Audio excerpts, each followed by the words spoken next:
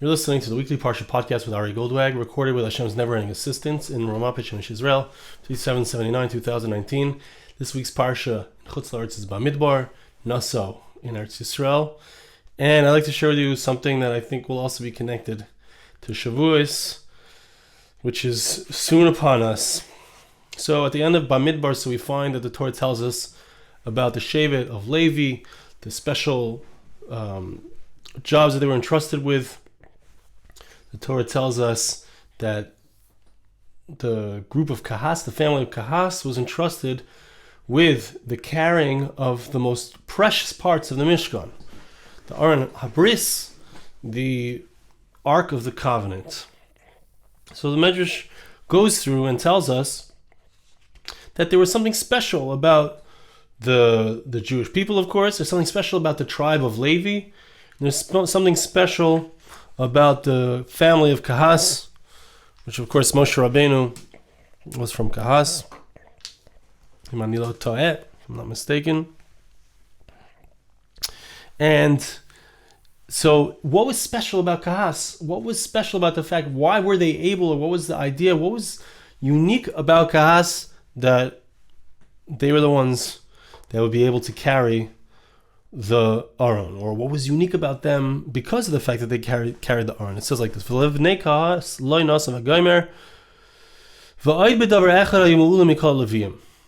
Medrash tells us that there was something else besides what was stated before, which I'm not getting into. There's something else which raised them above all of the other Levites. What was that? All of the other Levites. So when the Mishkan was dismantled, when the tabernacle was dismantled, so each of the different families of the Levites would carry different parts of the Mishkan. Some would carry the curtains, some would carry the other kalim, the other vessels. So when they would carry them, they would walk in a normal way. So they would walk straight, their faces would face towards the path. But in Kehas, however, the children of Kehas, they were carrying the Aron, so therefore they would walk backwards. Why would they walk backwards?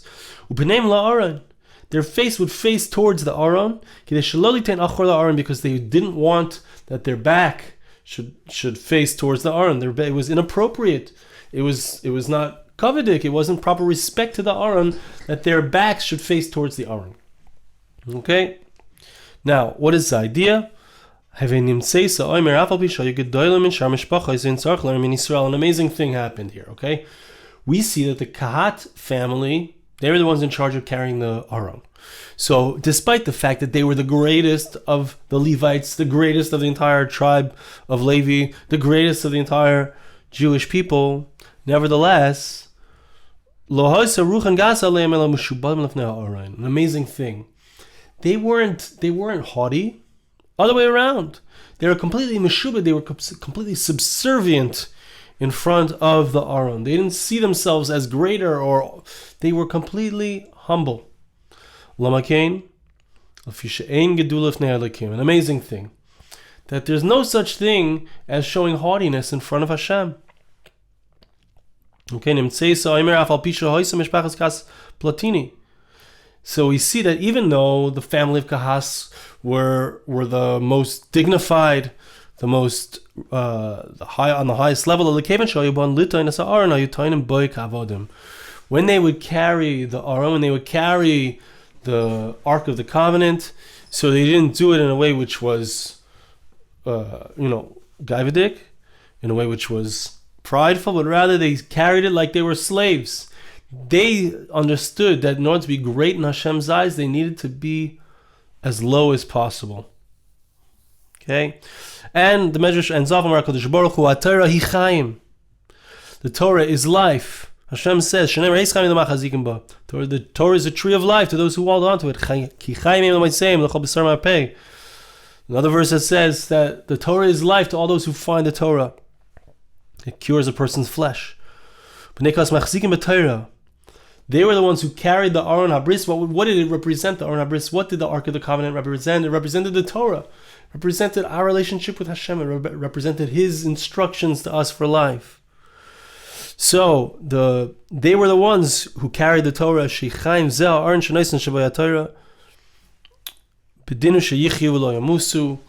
as the verse says in regards to the people of Kehas, that they will live, they will not die. It's a double language, that they get an extra aspect of life because they're holding on to the Torah.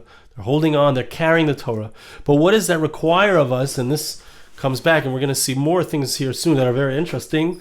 But what does that require of us as we come into Shavuos? It's important to think about the idea of the honor. The Kehasim, they were the ones who carried the Aron, they carried the Torah. They were the ones who had an extra promise. They will live, they will not die. They had an extra promise of life.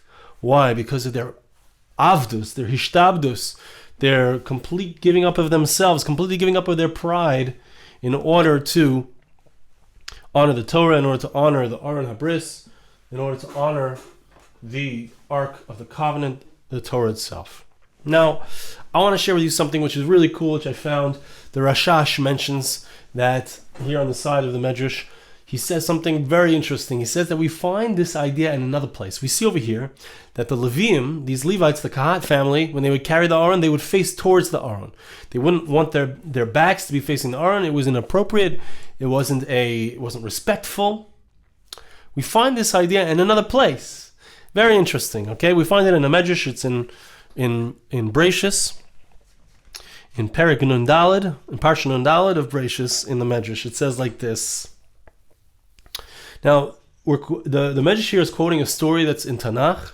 We're going to see it's connected to, how is it connected to the Leviim, how does it connect to the Levites, how does it connect to them carrying the Aron. But there's a story in Tanakh, and in this story in Tanakh, it says that the Aron, Bris Hashem, the Ark of the Covenant, was captured by the Pelishtim, by the Philistines. And as a result, it was brought to a certain city, and there was great destruction in that city. The great idol fell that was in that city. And eventually the Philistines, they couldn't manage. They realized that it was because of the Aron. They placed the Aron onto an agala, onto a wagon. They attached some cows to the wagon. The cows carried the wagon, interestingly, to Beit Shemesh, which is where I live. They carried it to Beit Shemesh, etc. The story goes on. But the language that it uses when it says that they carried the Aron, Vayisharna haparis baderech, the verse tells us that they went straight on the path to Beit Shemesh. Okay, that's what the verse says. Vayisharna haparis baderech. They went straight. Now, the Medrash points out that the language is strange because we're talking about cows, female cows. So it shouldn't say Vayisharna, which is male. Rather, it should say Vatisharna. Why does it say Vayisharna?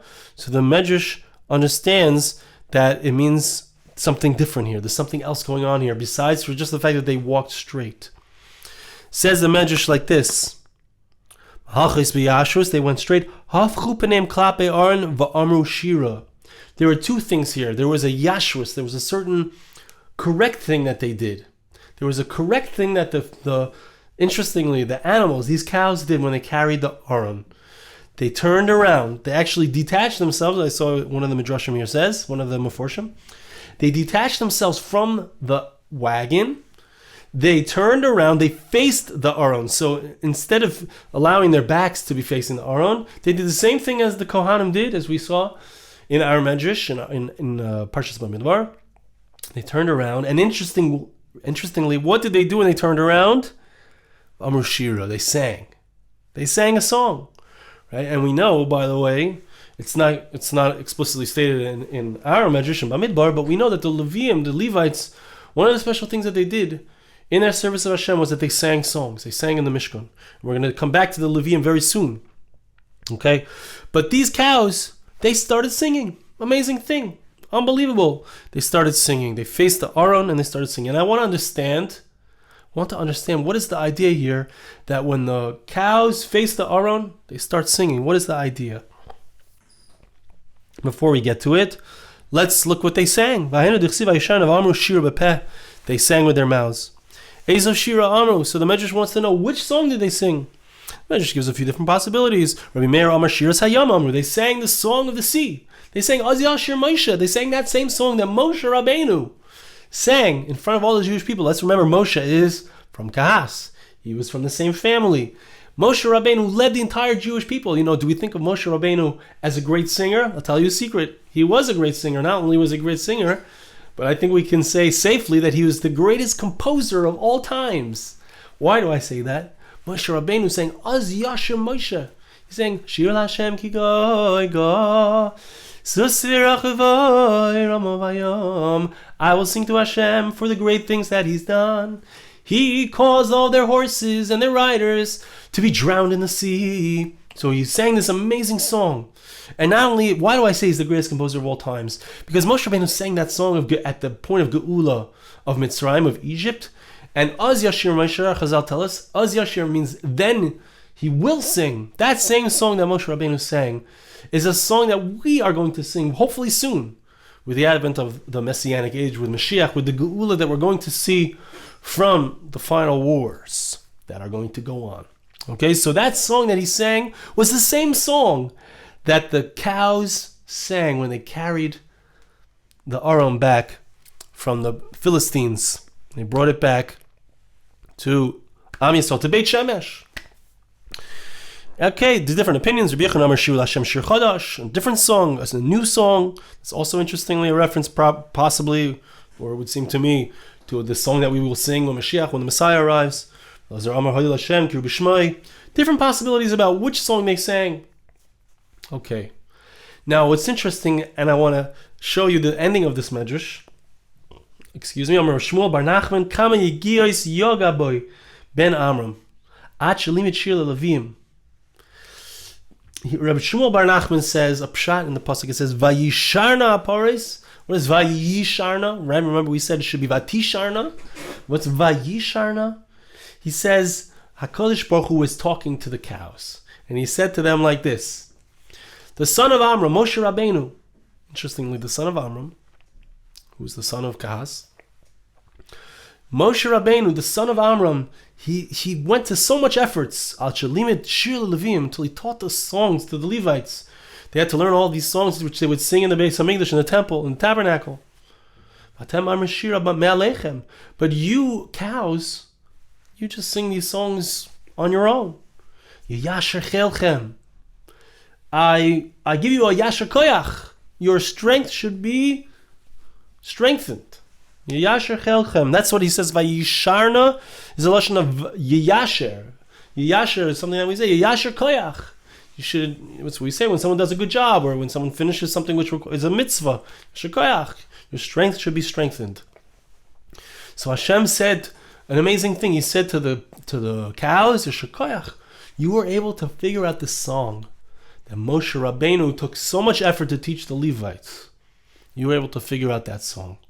And there's a girsa here, there's one of the Meforshim points out, which we don't find anywhere, that Moshe Rabbeinu taught songs to the Levites. It's not brought down anywhere, it's not in the Torah anywhere.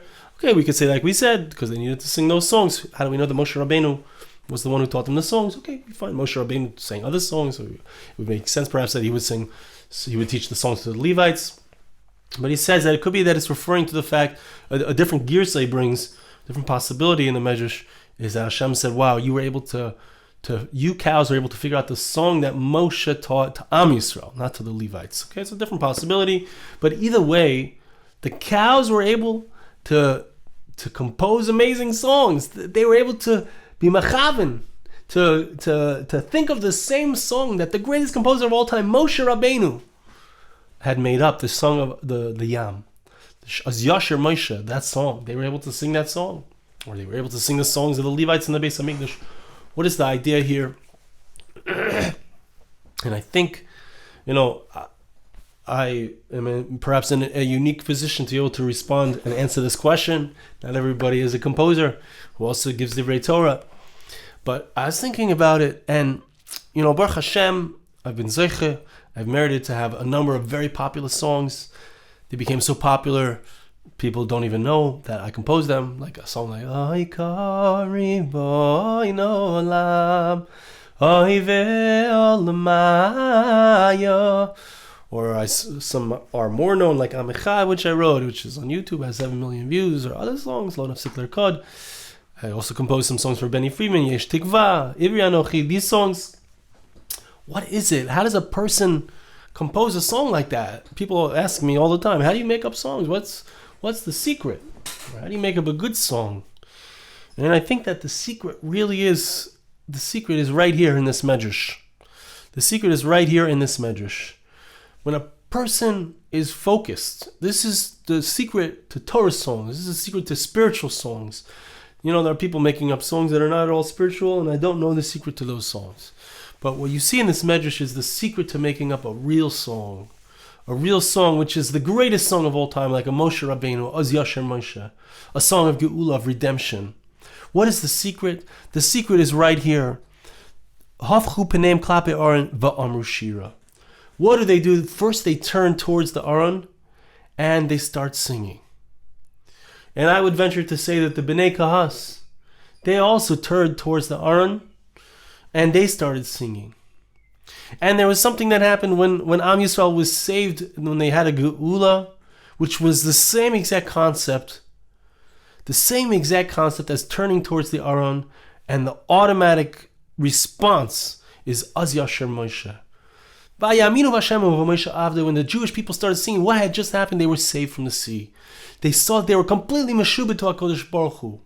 They saw they were completely subservient to God, to His Torah, to His help. They needed Him. They could only rely on Hashem. That's what they saw. That's what they realized. As a result of that, when a person turns towards the Aron, what does it show? As we saw in the Medrash, in our Parsha, what does it show? It shows that there's somebody who's an awesome person. They're the highest member of Klal Yisrael. They're the most exalted members of Klal Yisrael, the Bnei Kehas. They carry the Aron. And in a similar way, a person who's a Ben Torah, a person who learns the Torah, a person who is interested in spirituality, a person who wants closeness to God, such a person is very exalted on a very high level. But what comes along with that is a great danger. The danger is gaiva. That's what the Medrash tells us. The danger is that a person loses his humility. He becomes prideful. Why is that such a great danger? Because you can't, as the Medrash said, you can't stand in front of Hashem with your pride. You can't stand in front of Hashem with your pride. A person who faces the Aron shows that he's not interested in his pride. He shows that he wants to be a true Oved Hashem. He's completely subservient to God. The parim, the cows, as it were, they turned and faced towards the Aron, and they started to sing. Am Yisrael saw that they were nothing without Hashem, that they were completely subservient to God, that He had saved them, and they started to sing.